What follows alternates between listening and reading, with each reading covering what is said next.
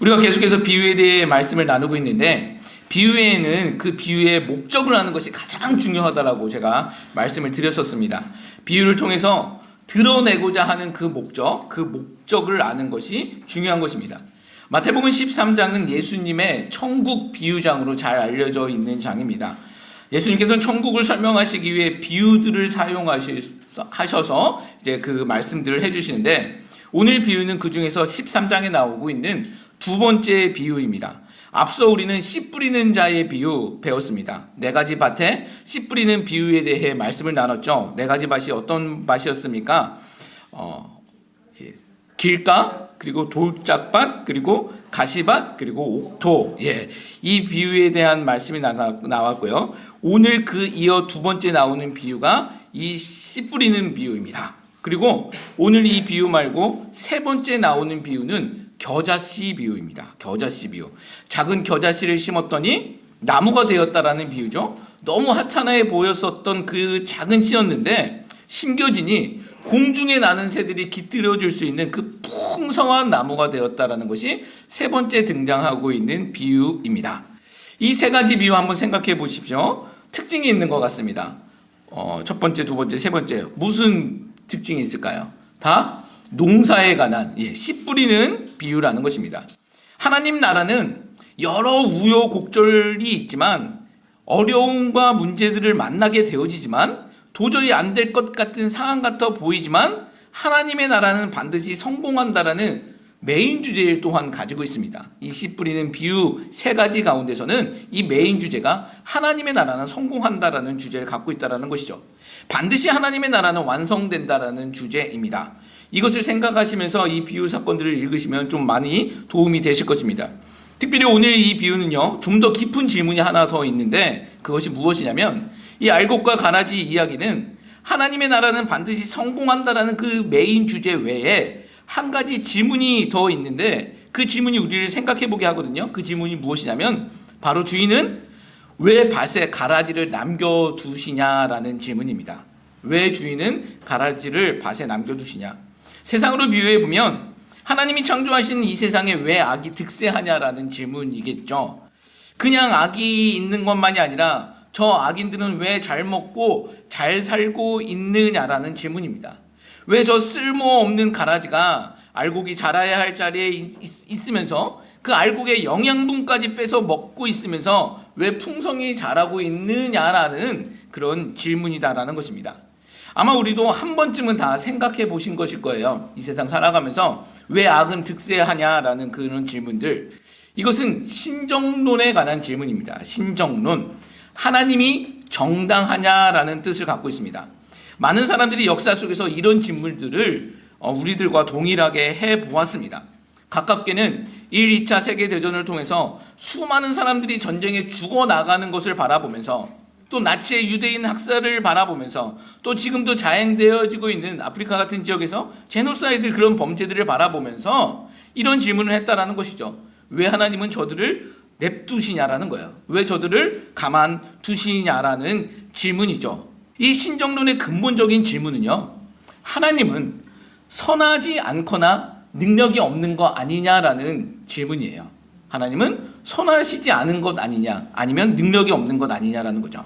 저렇게 잔인한 집단악이죠. 집단악이 존재하는 것을 보니, 또 저렇게 포악한 인간들을 가만두시는 것을 보니, 하나님께서는 그들을 악으로 바라보시지 않으시거나, 아니면 악이지만 그 악을 제거하실 수 있는 능력이 없는 것 아니냐라는 질문을 해본다라는 것입니다. 이것이 신정론의 그 밑바닥에 깔려있는 근본적인 질문입니다. 즉, 하나님은 선하지 않거나 선하지만 능력이 없느냐라는 질문입니다. 이것은 오랫동안 역사 가운데서도 반복되어 있는 질문이에요. 그리고 그 질문에 대답하기 위해 학문적 연구가 있어 왔고, 그래서 신정론이라는 이런 신학적 영역 파트도 생겨난 것입니다. 자, 그러면 성경은 이 부분에 대해서, 이 질문에 대해서 무엇라고 말씀하고 계실까요? 안타깝게도 성경은요, 우리의 모든 질문에 다 대답하고 계시지는 않습니다. 성경이 우리의 모든 질문에 대답하지는 않습니다.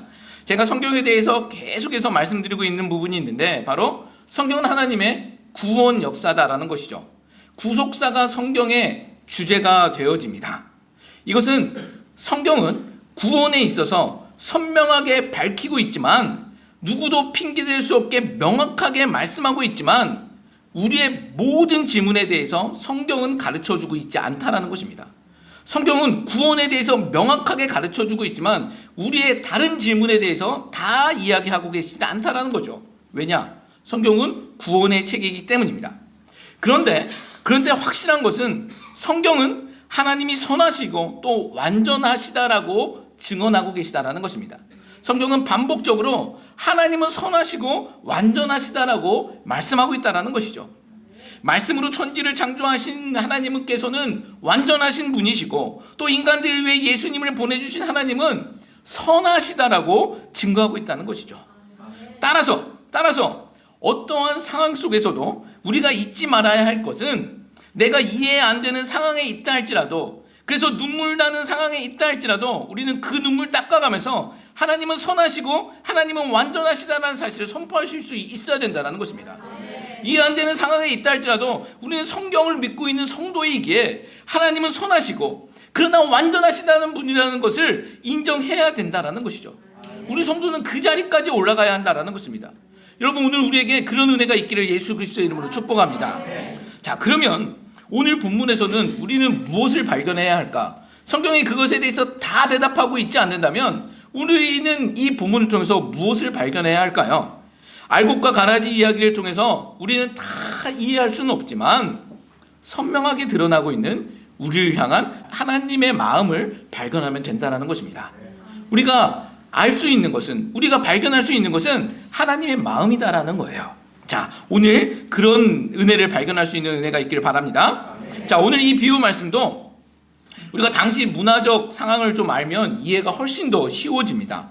예수님께서 지금 이 말씀을 하시던 때가, 그리고 그 장소가 2000년 전 중동 팔레스타인 지역이라는 것을 우리는 알아야 합니다. 지금의 농사 이야기가 아니라 2000년 전 중동 땅에 있었던 이야기라는 거죠. 우리가 사실 농사 잘 모르잖아요. 잘 모르지만 우리가 상식적으로 아는 것은 이런 가라지 문제는 지금 어떤 것으로 해결할 수 있습니까? 농약 한번 싹 뿌리면 없어지는 거예요. 그렇죠? 요즘 농약 좋다고 그러잖아요. 농약 한번 뿌리면 없어질 거를 왜 이 가라지 문제 가지고 이렇게 이야기가 되어지냐? 이렇게 생각하면 성경이 어려워지는 것이고, 2000년 전 팔레스타인의 이 농경 문화를 생각하면 좀 이해가 쉬워집니다.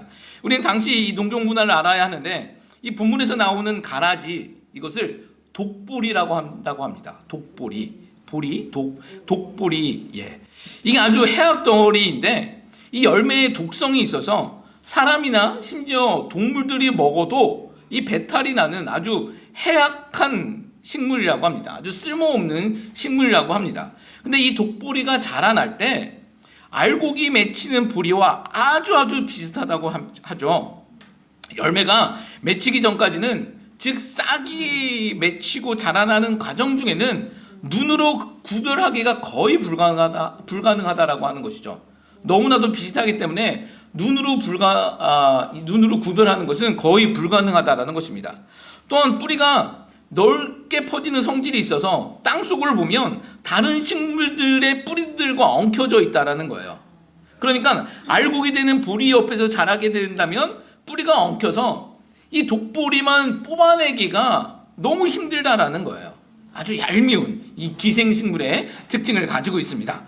오늘 이 비유에서는 그러면 왜 이런 가라지가 알곡과 함께 밭에 있느냐라는 질문을 한번 또 생각해 볼 수 있을 것 같아요.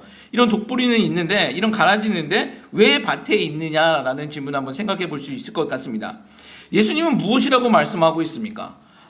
원수가 뿌렸다라고 말씀하고 있어요. 간단하게 원수가 뿌렸다라고 말씀하고 있습니다. 근데 재미있는 것은요, 당시에는 이런 일들이 종종 있었다고 합니다. 당시 로마법에는 남의 밭에 다른 씨를 뿌리는 자들을 처벌하는 규정이 있었다고 합니다. 법으로 남의 밭에 다른 씨를 뿌리는 자들을 처벌하는 법이 있었다는 것이죠. 무슨 말이냐면 나쁜 마음을 가지고 남의 밭에 일부러 그 가라지를 뿌리는 사람들이 있었다는 거예요. 저 사람이 싫고 그래서 저 사람에게 손해를 주고 싶으면 또 망하게 하기 위해서 일부러 자기가 가지고 있는 그 가라지 씨를 그 사람 밭에 몰래 가서 뿌렸다라는 거예요. 이것이 종종 있었기 때문에 그들을 처벌하는 그 규정까지, 법까지 있었다라고 합니다. 이 농사하는 사람들에겐 이게 얼마나 큰 타격이 되겠습니까? 그렇겠죠? 이런 배경을 알고 있었던 유대인들에게는 이 예수님의 비유가 아마 쏙쏙 들어왔을 거예요. 원수는 누구이고 그 원수가 왜 이 가라지를 뿌렸는지에 대해서 우리 그 유대인들은 너무나도 잘 알았을 것입니다. 우리도 이런 배경을 알고 이 비유를 살펴보면 더 이해가 쉽겠죠. 오늘 비유는 이렇습니다. 주인은 밭에 좋은 씨를 뿌렸는데 가라지가 자란다라는 그 종들의 보고를 받게 되어집니다. 종들이 주인에게 와서 이야기합니다. 주인님이 좋은 씨를 뿌렸는데 밭에 가라지 나고 있습니다. 독보리 나고 있습니다. 라고 이야기를 하죠. 종들은 좋은 씨를 뿌렸는데 주인이 좋은 씨를 뿌렸는데 가라지가 나왔다라고 주인에게 보고를 하고 있는 것입니다. 근데 주인은 마치 다 알았다는 듯이 원수가 뿌리고 갔다라고 이야기를 합니다. 그래서 종들이 또 이야기를 하죠. 주인님, 그러면 우리가 저 가라지 다 뽑아버릴까요? 라고 묻습니다. 이 충성스러운 종들의 반응입니다. 근데 또 주인이 퉁명스럽게 대답을 합니다. 가만두어라. 곡식까지 뽑힐 수 있으니 가만두어라. 추수 때 내가 추수꾼들에게 말해서 가라지는 단으로 묶어서 불사를 것이고 알곡은 곡간에 넣게 할 것이다 라고 말을 합니다. 이게 예수님이 그 무리들에게 말씀하여 주신 비유예요. 읽지 않았지만 24절에서 30절까지의 내용이 바로 이 내용입니다. 그리고 제자들에게 따로 불러가지고 오늘 읽었었던 본문 말씀을 해주시는 거예요. 37절에서 40절까지의 말씀 보면 좋은 씨를 뿌리는 자는 인자라고 했고 그 인자는 예수님이라고 말씀하고 있습니다. 또 밭은 세상이라고 말씀하고 있고 좋은 씨는 천국의 아들들이라고 이야기하고 있고 가라지는 악한 자들, 그리고 가라지를 뿌리는 원수는 마귀라고 정확하게 말씀하고 있죠. 그리고 추수 때는 이 세상의 끝이다라고 말씀하고 계십니다. 우리가 앞서 2주 전에 나는 그 비유의 말씀은 그 네 가지 밭에 씨가 뿌려졌다라는 이야기였습니다. 네 가지 밭.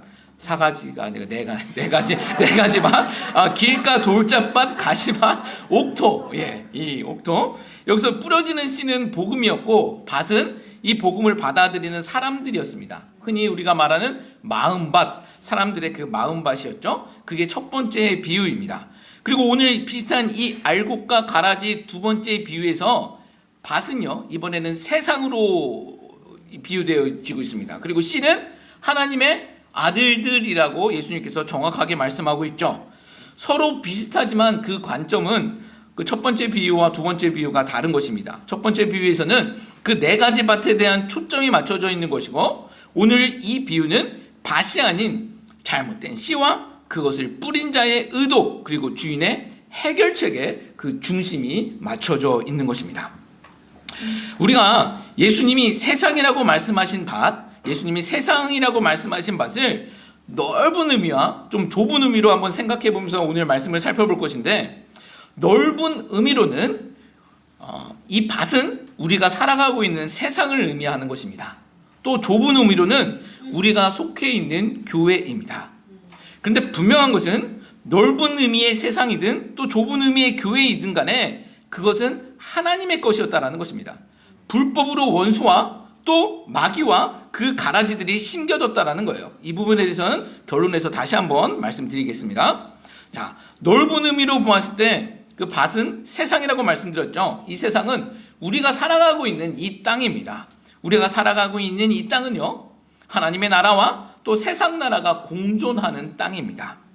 우리 생각에는 그냥 하나님의 나라만 존재하면 좋을 것 같지만 세상 나라가 같이 존재하고 있다는 것이죠. 하나님의 나라와 바벨론이 같이 존재하는 것이고 교회와 바벨탑이 같이 지어지고 있는 것이 이 세상입니다. 인간들에 의해 교회가 세워지고 또 바벨탑이 세워지고 있는 것이 우리가 살아가고 있는 이 땅이라는 거예요. 여러분, 이 미국 땅만 보아도 그런 것 같습니다. 어떤 때는 기독교인들이 세운 나라라는 것을 실감할 때가 있고 또 그러나 어떤 때는 우리 전도사님 기도하셨던 것처럼 도저히 용납되지 아니하는 법안들도 상정되어지고 있습니다. 그렇잖아요. 우리 지난주 법안 반대 서명했었던 것, 동성애를 권고하는, 어린아이들에게 권고하는 그런 법안들, 여러분, 이런 것들은 우리가 적극적으로 그리스도인으로 막아야 하는 것입니다. 반대해야 하는 것이죠.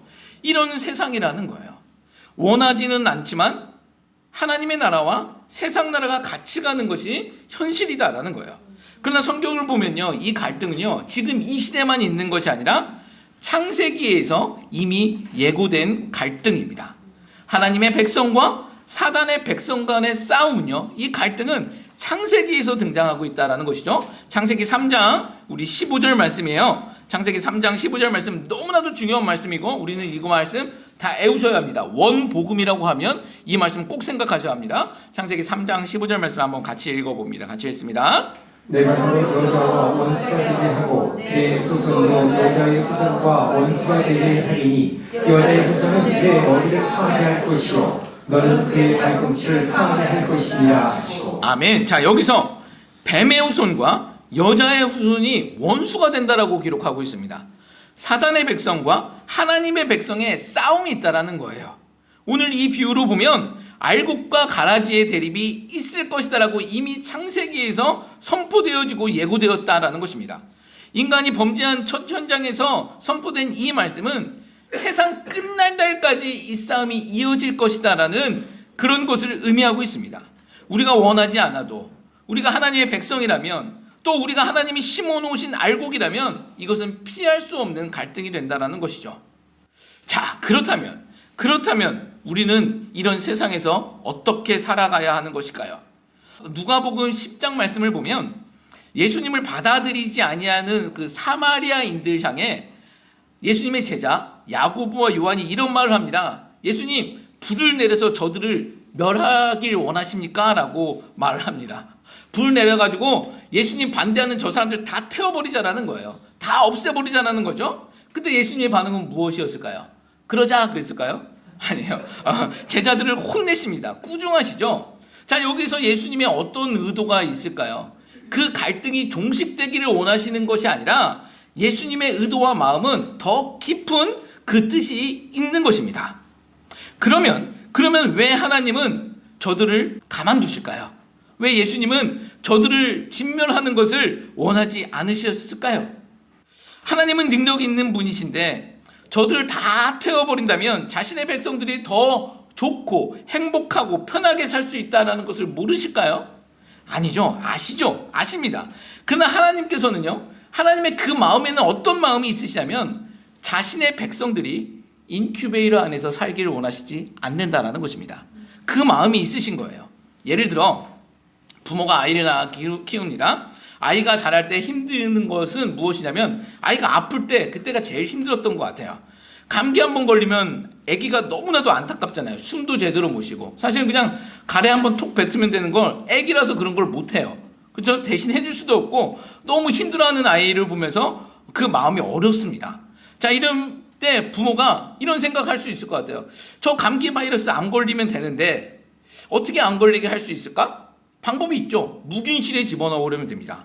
인큐베이터 안에다 집어넣어 버리고 아이 키우면 감기 안 걸리고 키울 수 있잖아요. 근데 그런 바이러스를 막기 위해서 인큐베이터 안에서 아이를 키우면 그 아이가 건강하게 클 수 있습니까? 없죠. 없습니다. 우리 팬데믹 다 경험해 보셨지 않습니까? 집에만 있을 때 우리 행복했습니까? 아니잖아요. 아이도요, 감기 걸리고 또 넘어져서 무릎에서 피난다 할지라도 운동장에서 뛰어놀아야 건강하고 그리고 행복하게 크게 된다는 것 잘 아시지 않습니까? 넘어지는 건 무섭다고 안 넘어지게 하려면 어떤 방법이 있을까요?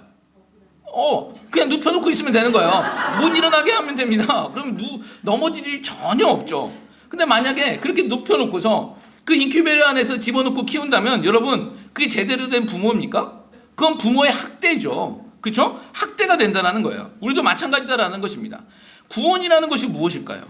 여러분, 구원이라는 것이 무엇일까요? 지난주 제가 금요 때도 말씀을 드렸는데 여러분, 우리가 오해하는 것은 우리가 구원이라고 생각하는 것을 죽어서 천국 가는 것으로만 생각한다면 굉장히 큰 오해를 하는 것입니다. 여러분, 그것은요, 구원의 결과입니다. 우리가 죽어서 천국 가는 것은 구원의 결과입니다. 오늘 우리가 경험하는 하나님의 구원은요, 그런 완성된 천국이 아니라 광야길이다라는 거예요. 오늘 우리가 구원받은 백성이 경험하고 있는 구원은 광야길이라는 거예요. 여러분 출애굽 한번 생각해 보십시오. 출애굽이 구원이었지만 출애굽 바로 뒤에 가나안 땅 도착했습니까? 이스라엘 백성들이 가나안 땅에 바로 들어갔습니까? 아니지 않습니까? 출애굽 뒤에 이스라엘이 마주한 것은 힘든 광야길이었습니다. 그것을 통과하고 가나안 땅에 들어가는 것, 그것이 바로 구원의 여정이라는 거예요. 그리고 하나님께서는 우리를 그렇게 인도하신다라는 것입니다. 구원은요, 광야에서 가나안 땅으로 이끄시는 여정이에요. 그 가운데는요, 광야이기 때문에 힘듦이 있습니다. 어려움도 있고 수많은 대적들도 이스라엘은 만났죠. 그리고 가라지 같은 그런 대적들을 만나서 우리의 영양분까지도 다 뺏겨버릴 수도 있습니다. 자, 그러면 하나님이 능력이 없어서 그런 거 제거 안 해주시는 걸까요? 아닙니다. 힘들어도 때론 이해 안 되는 일들이 있어도 구원하시는 하나님 의지하며 예배하며 가나안 땅에 소망을 두고 광야를 통과하시기를 원하시는 하나님의 마음이 우리 가운데 있다라는 거예요. 그래서 우리에게 광야를 허락해 주신다라는 것입니다. 힘듦과 어려움 속에서 하나님의 백성으로 건강하게 자라나는 모습을 하나님은 보기를 원하시는 거예요. 묵은실에 집어넣고 키우시는 것이 아니라 넘어지고 엎어져도, 그래서 피 흘리고 때론 눈물을 흘리는 한이 있더라도 그렇게 건강하게 성숙하게 자라나기를 원하시고 있는 그 마음이 있다라는 거예요. 여러분 아이 키울 때 한번 생각해 보시죠. 아이 막 걸어 다닐 때 위험하지만 넘어질 거 생각하고 예상하지만 부모는 그 뒤에 따라가면서 돌봅니다. 못 걸어 다니게 하지 않다라는 거죠. 뒤뚱뒤뚱 걸어 다니는 거 보면서 뒤에서 응원하면서 쫓아간다라는 거예요. 여러분 하나님도 그렇다라는 것입니다. 모른 척 하시는 것이 아니라 응원하시면서 잘 걸어 건강하게 커야 돼 라고 응원하면서 우리를 도와주신다라는 것이죠. 여러분 잊지 마시기 바랍니다. 하나님은요 자신의 백성들이 아무 어려움 없는 그런 인큐베이터 안에서 자라나기를 원하시는 것이 아니라 광야에서 넘어지고 아파하면서도 건강하게 자라 가나안 땅에 들어가기를 원하시고 계시다라는 사실입니다. 여러분 우리 중에 넘어지셔서 아프신 분들이 있으십니까? 또 대적 때문에 억울하신 분이 있으십니까? 여러분 하나님 그거 모른 척 하시는 거 아닙니다. 다 알고 계십니다. 근데 하나님께서는 뒤에서 응원하고 계시다라는 사실 잊지 마시기 바랍니다. 뒤에서 힘내라고 힘 주시고 능력 주시는 분이 우리 하나님이시라는 사실 잊지 아니하는 우리들 되시기를 예수 그리스도의 이름으로 축복합니다. 이 세상을, 이 밭이라는 이 세상을 좁은 의미로 또 살펴보면 교회로도 살펴볼 수 있습니다. 안타깝지만 교회 안에는 가라지 같은 존재들도 분명히 있습니다. 그리고 가라지 교회도 있을 수 있어요. 어떤 교회가 가라지 교회일까요? 명백하게 드러나는 것은 이단 사이비 같은 교회들은 가라지 교회입니다. 교회라는 명칭을 쓰고 있지만 교회가 아닌 가라지입니다. 처음에 말한 것처럼 가라지, 이 독보리 특성 중 하나가 처음에는 정상보리와 똑같아서 구별 자체가 안 된다라고 말씀드렸잖아요. 그리고 열매를 맺힐 때 비로소 이것이 기생식물이고 독보리라는 것을 알게 된다는 거예요.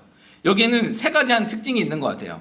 은닉과 잠복과 기생이라는 특징이 있는 것 같아요.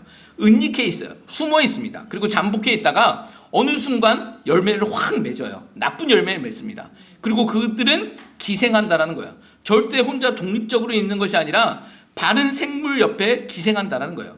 이게 이단하고 똑같은 겁니다. 그렇지 않습니까? 우리가 이단하면 대표적으로 생각하는 이단 신천지 있잖아요. 근데 신천지 보십시오. 똑같습니다. 기성교회에 기생하며 은닉하며 잠복하며 그렇게 성장했습니다. 그리고 지금도 그 세력을 유지하고 있다는 거예요. 이단하고 똑같다는 것입니다. 그들이 가라지 교회가 되는 거예요. 근데 이들은요 사실 그냥 이단이라고 판정이 되었으니 그렇게 큰 문제가 되지는 않는 것 같지만, 문제가 되지만 우리가 주의할 수는 있지만 진짜 무서운 것은 교회 안에 있는 가라지인데 가라지인지 모르는 가라지들, 이게 무섭다라는 거예요. 우리 마태복음 7장 21절 22절 23절 말씀 보면 예수님께서 친히 산상수훈 끝에 이런 말씀을 하세요. 무서운 말씀인데 우리 한번 같이 한번 읽어보도록 하겠습니다. 읽습니다. 나더러 주여 하는 자마다 다 천국에 들어갈 것이 아니요 다만 하늘에 계신 내 아버지의 뜻대로 행하는 자라야 들어가리라. 그날에 많은 사람이 나더러 이르되 주여 주여 우리가 주의 이름으로 선지자 노릇하며 주의 이름으로 귀신을 쫓아내며 주의 이름으로 많은 권능을 행하지 아니하나이까 하리니 그때 내가 그들에게 밝히 말하되 내가 너희를 도무지 알지 못하니 불법을 행하는 자들아 내게서 떠나가라 하리라. 자, 이 교회 안에는 선지자 노릇하고 있는 가라지도 있다라는 거예요. 선지자 노릇하고 있는, 특별히 앞에 서 있는 사람들, 저와 같은 아마 목회자들일 가능성이 많겠죠. 선지자라고 했으니 능력도 있는 것입니다. 본문의 말씀 보면 예수님의 말씀이죠. 귀신 쫓고 권능도 행합니다. 아마 박수도 많이 받았을 것이고 많은 사람들이 그들을 쫓아다녔을 것입니다. 그런데 그들이 불법을 행하는 자라고 정확하게 예수님이 지적하고 계시죠. 지난주 우리는 라우디게아 교회에 대해서 말씀을 나눴습니다. 라우디게아 어떤 교회였습니까? 예수님 쫓아내고 성장한 교회였습니다. 얼마든지 그럴 수 있다라는 거예요. 여러분, 보이는 것으로 우리는 판단해서는 안 됩니다. 보이는 것으로 판단하면 여러 가지 문제들이 생겨집니다. 여러분, 능력 행한다라고 다 참된 것 아니에요. 지금 예수님 말씀대로 귀신을 쫓고 어떤 권능을 행한다고 할지라도 그것이 다 참됨을 증거하는 것은 아니더라는 거예요. 예수님 이름으로 귀신을 쫓고 병 고친다 할지라도 만약에 그런 일들을 통해서 자신이 주인공이 된다면 여러분, 그것은 잘못된 거예요. 가라질 확률이 굉장히 큽니다. 아니, 가라지가 되어지는 것이죠. 하나님의 이름으로 장사하는 사람들이 지금도 수없이 많습니다. 여러분, 그게 샤먼이에요. 그게 무당이라는 거예요. 하나님하고 상관없이 그들이 예수님 이야기는 하고 있지만 그들이 무당이에요. 저는 사역을 하면서 의문점이 하나 드는 게 있는데 뭐냐면 이게 기도하시면서 넘어뜨리는 사역 있잖아요. 이게 저는 좀 의문이 좀 드는 부분이 있어요. 그러면 이런 거 너무 좋아하실 필요는 없습니다. 그럴 수도 있지만 이거 너무 좋아하실 필요가 없는 게, 하나님의 사역은요, 넘어진 사람을 일으키시는 게 하나님의 사역이지 멀쩡히 서 있는 사람을 넘어뜨리는 건 하나님의 사역 같아 보이지 않습니다. 넘어지는 거 별로 좋아하시지 말라는 거예요. 그리고 이 41절 말씀 보면 성경에 쓰여 있잖아요. 이 불법을 행하는 자들, 이 원수의 특징이 뭐냐면, 가라지의 특징이 뭐냐면 넘어뜨리고 불법을 행하는 자라고 써 있어요. 그런 거 좋아하시지 말라는 것입니다. 우리가 은혜를 받으려면요, 뒤로 넘어지는 것이 아니라 앞으로 무릎 꿇어야 되는 거예요. 여러분, 그래야지 은혜 받을 수 있습니다. 네, 그거 잊지 마시기 바랍니다. 자, 이 좀 더 좁혀보면 이 알곡과 가라지의 비유를 우리의 이야기로 가져와서 우리는 생각해 볼 수 있습니다. 거기까지 생각해 봐야 하는데, 여러분, 제가 질문 하나 드려볼게요. 이 간단하지만 굉장히 어려운 질문입니다. 정직하게 한번 생각해 보십시오. 입으로 말씀 안 하셔도 됩니다. 자, 우리는 가라지입니까? 알곡입니까? 우리는 가라지입니까? 알곡입니까? 이 질문 우리 꼭 해봐야 합니다. 어떻습니까? 알곡입니까? 가라지입니까? 여러분 표정들 보시면 목사님 먼저 얘기해 보십시오. 이 표정이에요. 그래요. 제가 먼저 말씀드려볼게요. 저는요, 알곡이지만 가라지의 모습이 있습니다. 하나님이 선택한 하나님의 백성이지만 제 안에는 여전히 연약한 모습이 남아있다는 거예요. 포악한 모습도 있고 교만한 모습도 있고 또 무례한 모습도 있습니다. 또 어떤 때는 믿음 없어 보이는 모습도 제 가운데 있습니다. 그래서 하나님이 선택한 백성임을 믿지만 하나님 앞에서 부끄러운 사람이라는 거예요. 내 안에 이 가라지 같은 속성이 있어서, 그래서 나는 하나님 앞에 떳떳이 설 수 없고, 그래서 오늘도 하나님의 은혜 아니면 살 수 없습니다를 고백한다라는 것이죠. 여러분, 저는 이게 우리의 정직한 고백이 되어야 한다고 생각합니다. 정직하게 우리를 바라본다면 우리는 알곡이지만, 또 주 예수 그리스도를 믿고 있는 알곡이지만 그러나 연약한 부분이 있더라는 거예요. 근데 여러분, 우리가 오해하지 말아야 할 것은 알곡이면 알곡이고 가라지면 가라지입니다. 알곡이 가라지 될 수 없고 또 가라지가 알곡 될 수 없습니다. 그러나 알곡이라도 가라지 같은 속성이 있음은 우리가 인정해야 되는 거예요. 그래서 하나님의 은혜를 더 간구하며 나아가는 하나님의 백성들이 될 수 있다라는 것이죠.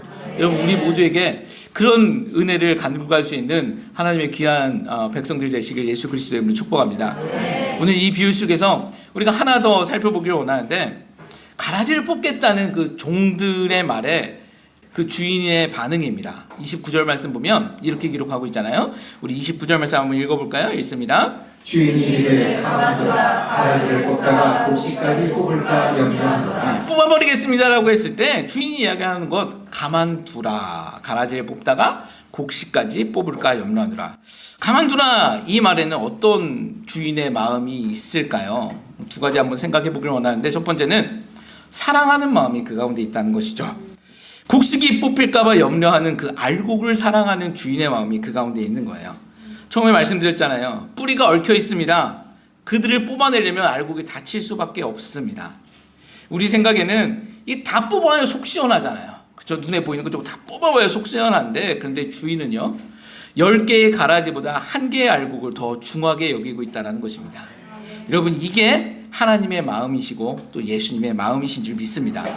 우리 나중에 이야기하겠지만 예수님은 잃은 양의 비유도 하시죠. 잃은 양의 비유 아시잖아요. 99마리의 양을 두고 한 마리의 잃은 양을 찾아 떠나는 목자의 이야기입니다.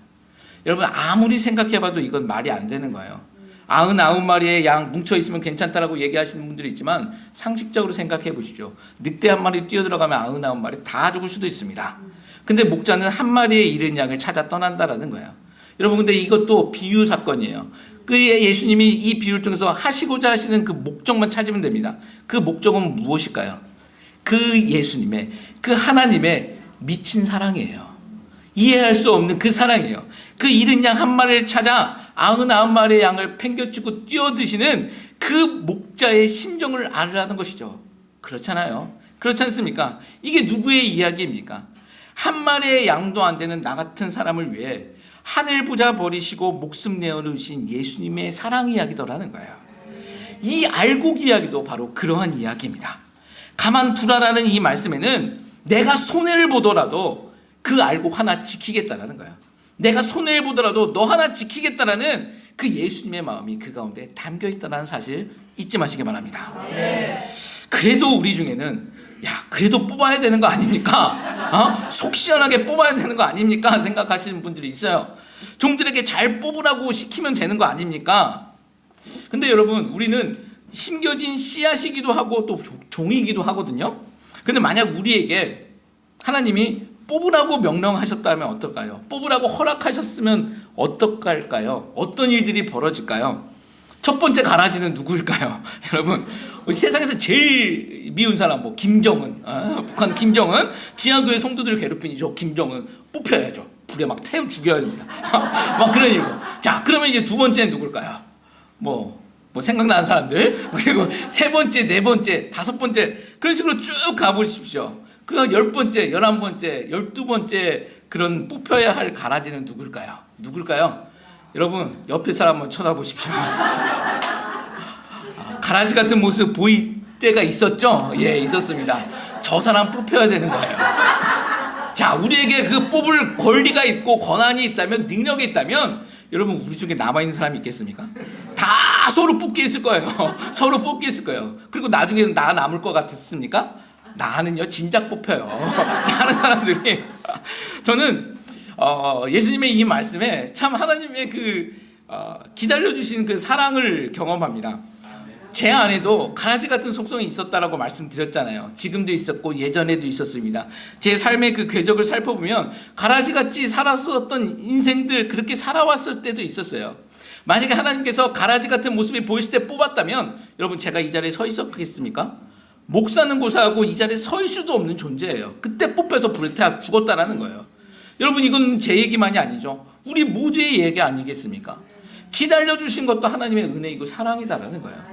하나님이 기다려주시고 우리에게 인내해 주셨으니 오늘 우리가 이 자리에 나와서 예배 드릴 수 있다는 거예요. 여러분, 이 사랑의 은혜를 기억하셔야 된다는 거예요. 그리고 두 번째, 가만두라라는 그 주인의 말 속에는 자신감이 있는 거예요. 자신감. 무슨 자신감일까요? 주인은 추수 때 가라지를 골라낼 수 있는 그 자신감이 있는 거예요.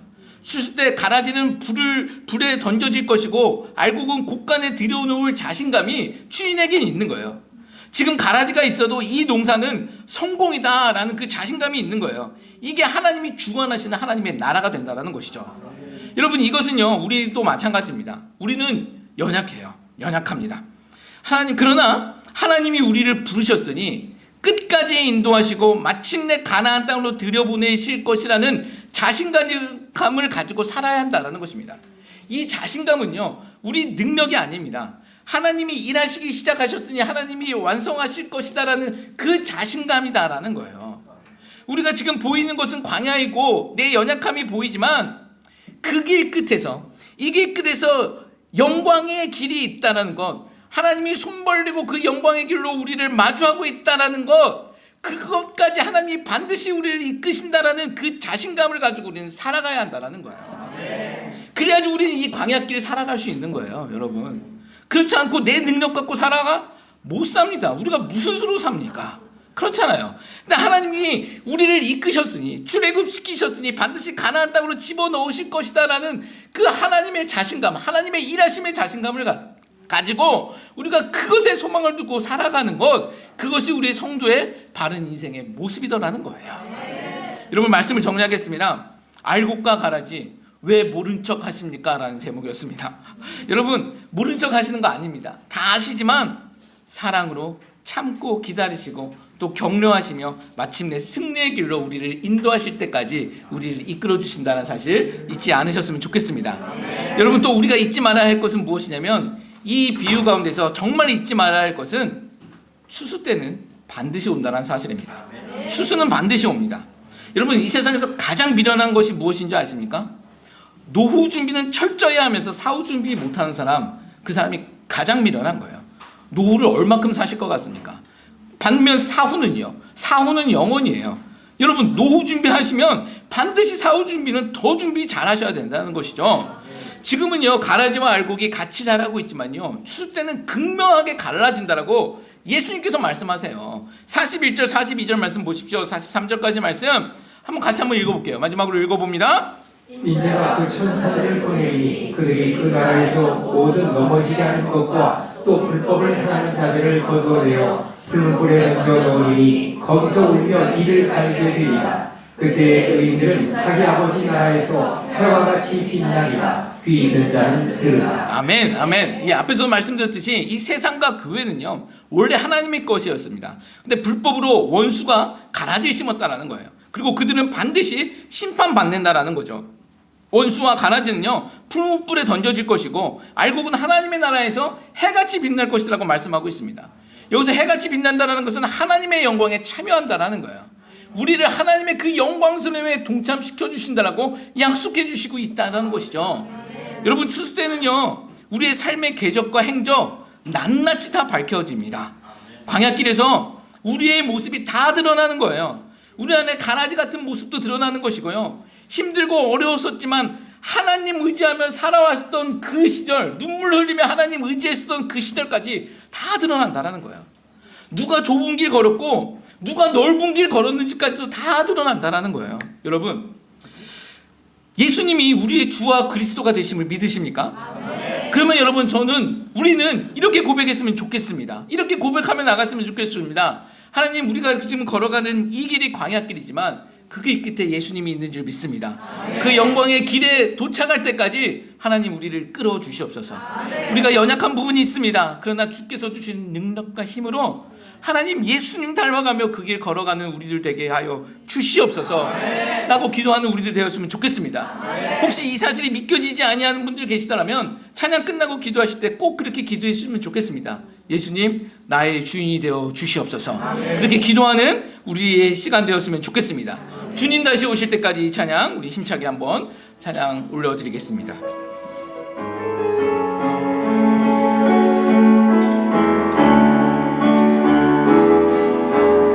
주님 다시